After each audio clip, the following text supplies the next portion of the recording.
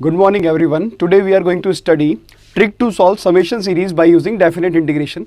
Definite integration की मदद से किस तरह से हम सीरीज को सॉल्व करेंगे. अब सीरीज किस तरह से होगी, सबसे पहले तो हमें जानना पड़ेगा कि सीरीज किस टाइप से होगी. जैसे आप देख सकते हैं एक सवाल लिखा हुआ है, limit n tending to infinity 1 square upon n cube plus 1 cube plus 2 square n cube plus 2 cube से लेके 9 अपॉन 20n. इस टाइप की सीरीज मिलेगी. पहला तो देख के हमें ऐसा लगेगा कि ये सवाल लिमिट्स का सवाल है, पर एक्चुअल में दिस सवाल is going to be solved by using the trick to solve summation series by definite integration. अब क्या क्या स्टेप्स होते हैं, क्या क्या प्रोसीजर होते हैं जो हमें फॉलो करने पड़ते हैं, वो मैंने यहाँ पे लिखे हैं. What are the procedure.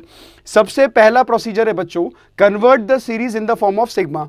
पूरी की पूरी सीरीज को आप सिग्मा में कन्वर्ट कीजिए. फॉर एग्जांपल मैं एक एक स्टेप आपको बताता हूं. जैसे मान लीजिए लिखा हुआ है limit n tending to infinity. अगर मैं इस पूरे को सिग्मा में कन्वर्ट करना चाहता हूं तो सिग्मा में कन्वर्ट करने पे क्या बनेगा, आप ध्यान से देखिए. ये बनेगा r square divided by n cube plus का क्या हो जाएगा आर क्यूब. आप ध्यान से देखिए, sigma r square upon n cube plus r cube. R का वैल्यू सबसे पहले कहां से स्टार्ट होगा, 1 से, और कहां तक जाएगा, एन तक. नहीं, गलत. हम क्या करते हैं, जल्दीबाजी में ये लिख देते हैं, ये प्रिटेंड करते हैं कि आर का वैल्यू 1 से लेकर एन तक जाएगा, पर आप देख सकते हैं कि सीरीज कहां तक जा रही है, 9 अपॉन 28 तक एन तक जा रही है. तो हमें चेक करना पड़ेगा कि आर का वैल्यू कहां से कहां तक जा रहा है. जैसे मैंने आर को 1 पुट किया, ये हो जाएगा 1 square upon n cube plus 1 cube, पहला टर्म. 2 पुट करेंगे तो 2 का square upon n cube plus 2 का क्यूब. तो यहां पे आप देख सकते हैं कि लास्ट में आ रहा है 9 अपॉन 28 एन. तो ये पूरी की पूरी सीरीज जब आप चेक करेंगे तो ये जाएगी पूरी सीरीज 3n तक. चेक करके देखिए, 3n का स्क्वायर कितना हो जाएगा, 9n स्क्वायर, और नीचे हो जाएगा 28n क्यूब. तो 9n square upon 28n cube, n square से n square cancel, we will be getting 9 upon 28n. तो पहले तो ये पता लगाया कि कहां तक जा रही है. ये पूरा का पूरा सवाल हमने सिग्मा की फॉर्म में कन्वर्ट कर दिया. पहला स्टेप ये था.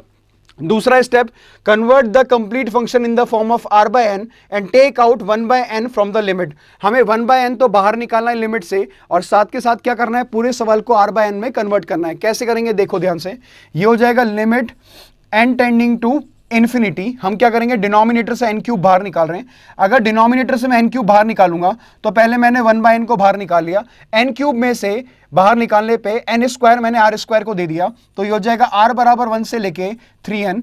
न्यूमरेटर में बन जाएगा आर बाय एन का होल स्क्वायर डिवाइड बाय, ये हो जाएगा 1 प्लस आर बाय एन का होल क्यूब. ठीक है, ध्यान से देखिए. आप हमने क्या किया, एन क्यूब डिनोमिनेटर से बाहर निकाला तो यह बनेगा 1 plus r cube upon n cube, और एन स्क्वायर को आर के साथ एडजस्ट कर दिया आर स्क्वायर के साथ, तो ये आर बाय एन का होल स्क्वायर.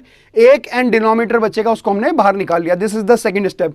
पहला स्टेप क्या था कि पूरे के पूरे सवाल को किस में कन्वर्ट करना है, सिग्मा फॉर्म में कन्वर्ट करना है. सेकंड स्टेप वाज कि 1 बाय एन को बाहर निकालना है, पूरे फंक्शन को आर बाय एन के फॉर्म में कन्वर्ट करना है. Let's move to the third point. Third point क्या है, हमें 1 बाय एन को तो रिप्लेस करना है dx से. 1 बाय एन हो गया, इसको हम रिप्लेस कर देंगे dx से.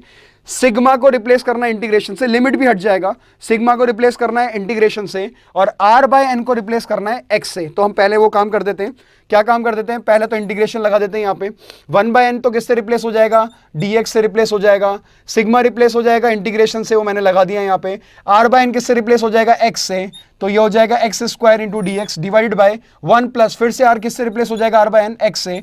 तो ये हो जाएगा x square D x upon 1 plus x cube. तो ये इंटीग्रेशन बन गया. अब बात ये आती है इस इंटीग्रेशन की लिमिट क्या होगी. तो उसके लिए मैंने तरीका लिखा हुआ यहां पे देखिए आप. Upper limit of integration is equal to limit n tending to infinity. Upper limit of किसका, सिग्मा का upper limit divided by n. Upper limit of sigma कितना है, 3n. Upper limit of sigma है 3n, तो 3n divided by n will give you 3. तो upper limit तो integration का हो जाएगा 3 डिवाइडेड बाय, नीचे अगर देखिए अपन लोअर लिमिट क्या होगा, तो लोअर लिमिट किसका, सिग्मा का. What is the lower limit of sigma, that is 1. तो ये 1 अपॉन n हो जाएगा, n इंफिनिटी को जा रहा है तो लिमिट आ जाएगी 0.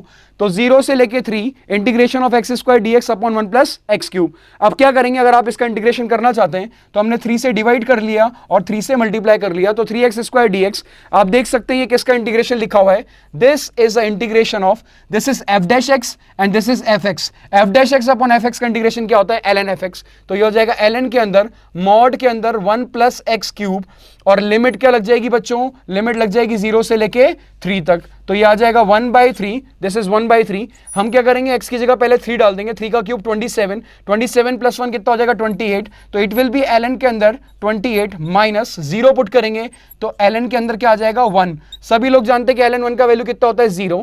तो answer will be 1 by 3 ln के अंदर कितना हो जाएगा 28 के बराबर। This is the process to solve the question by using summation series of definite integration. ये इसकी ट्रिक है। आप सिंपल 3 स्टेप याद रखिए। सबसे पहला स्टेप क्या है, पूरे के पूरे सवाल को सिग्मा फॉर्म में कन्वर्ट कीजिए।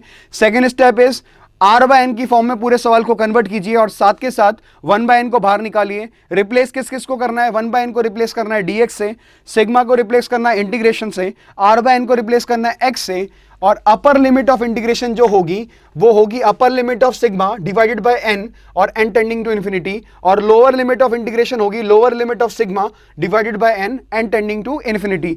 तो ये तो हमारा बहुत इजी क्वेश्चन हो गया। Let's do some more bigger question. आप देख सकते हैं ये सवाल हमने बोला था कि हम कुछ सवाल करेंगे। तो सबसे पहला सवाल है हमारा, for a belongs to r mod of a greater than 1 let limit n tending to infinity. सवाल में 1 की पावर 1/3 प्लस 2 की पावर 1/3 से लेके n की पावर 1/3 है। डिनोमिनेटर में है n की पावर 7/3 और 1/na प्लस 1 का whole square plus 1/na plus 2 का होल स्क्वायर और 1/na प्लस n का होल स्क्वायर। तो हमें a का पॉसिबल वैल्यू बताना है कि क्या क्या आ सकता है। तो सबसे पहले हमने क्या सीखा था, सबसे पहले हमने ये सीखा था कि सिग्मा में कन्वर्ट करेंगे पूरे सवाल को। Let's convert this question in the form of sigma. तो सिग्मा में कन्वर्ट करने के लिए सवाल क्या बनेगा हमारा, देखिए अब ये बन जाएगा limit n tending to infinity, this will become sigma. अब सिग्मा क्या है, अपन ऊपर और नीचे अलग अलग बना रहे हैं।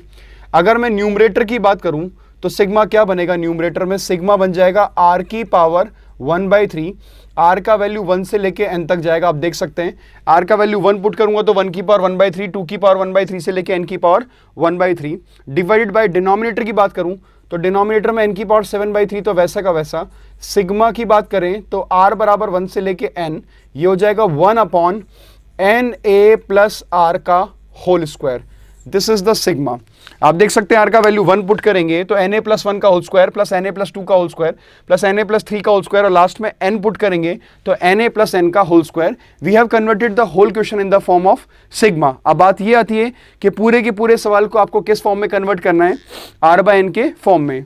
तो r/n के फॉर्म में कन्वर्ट करना चाहते हैं तो ये हो जाएगा limit n tending to infinity. What will happen, यहां पे n की पावर 7/3 है, इसमें से 1/3 मैं हटा दूंगा तो बचेगा 6/3। तो 6/3 कितना होता है, square, n square.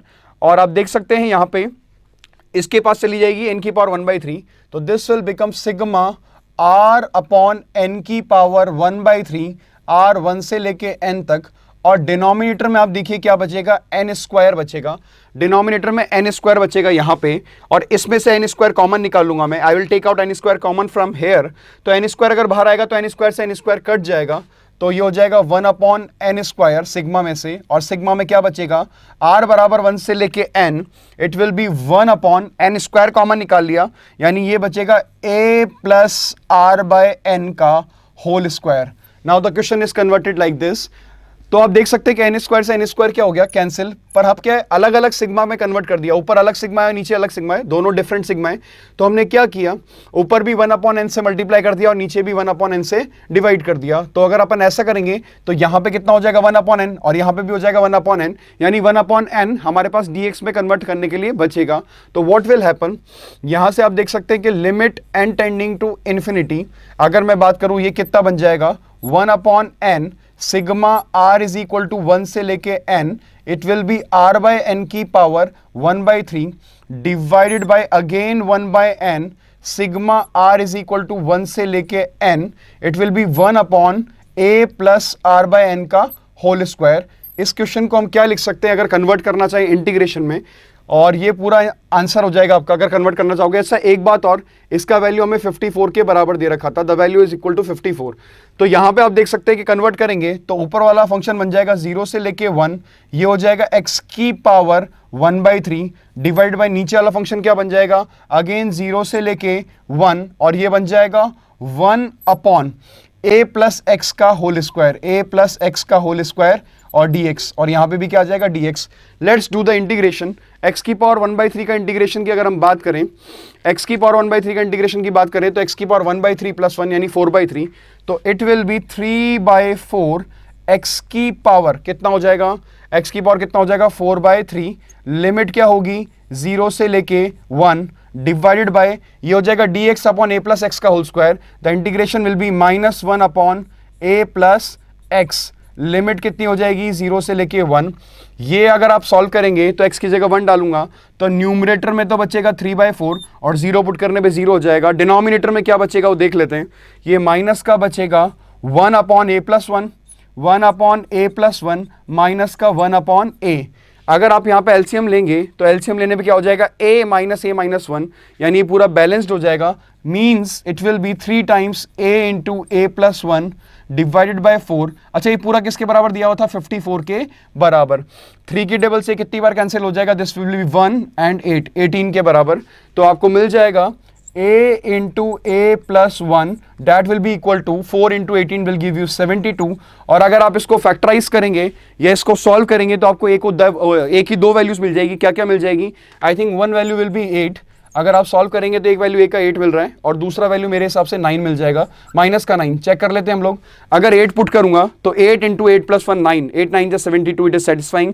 If I put a is equal to -9 तो -9 और -9+1 इज -8, -8 इंटू -9 विल गिव 72। तो यहाँ पे आंसर्स मिल जाएंगे। एक तो हमारा आंसर हो जाएगा ए ऑप्शन और एक आंसर हो जाएगा हमारा डी ऑप्शन। ठीक है, नेक्स्ट हमारा जो क्वेश्चन है वो है the value of limit n tending to infinity n into 1/3n square plus का 8n प्लस 4 प्लस का 1/3n स्क्वायर प्लस का 16n प्लस 16, ये n टर्म्स तक जा रहा है। तो सबसे पहला काम क्या होगा हमारा, सबसे पहला काम ये होगा कि इसकी जनरल टर्म लिखनी पड़ेगी या इसको सिग्मा में कन्वर्ट करना पड़ेगा। तो let's convert it into sigma. तो ये आ जाएगा आपका limit n tending to infinity, यहाँ पे n है।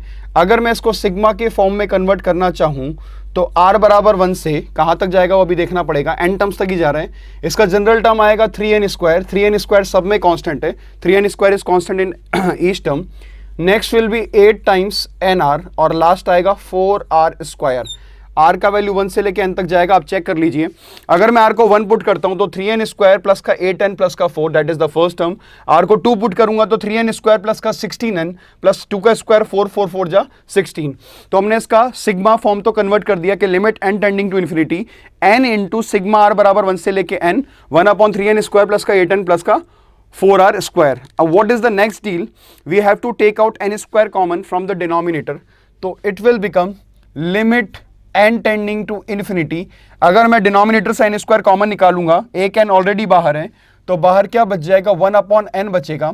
And sigma r is equal to 1 से लेके n, इट विल बी 1 क्या बन जाएगा 3 प्लस का 8 times it will be r by n। n square common निकालेंगे तो nr upon n square will be r by n और प्लस का ये हो जाएगा 4 टाइम्स r बाय n का होल स्क्वायर।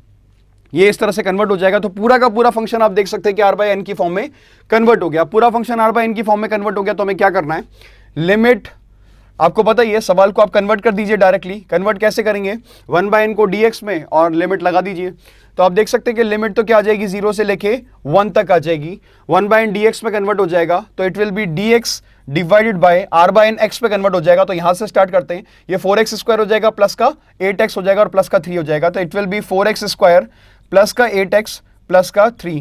ये हो गया dx अपॉन क्वाड्रेटिक वाली टाइप। और dx अपॉन क्वाड्रेटिक वाली टाइप को अगर आप सॉल्व करना चाहते हैं तो सबसे पहले लीडिंग कोफिशिएंट को कॉमन लीजिए। तो लीडिंग कोफिशिएंट क्या हो जाएगा 1/4 को हमने बाहर निकाल लिया।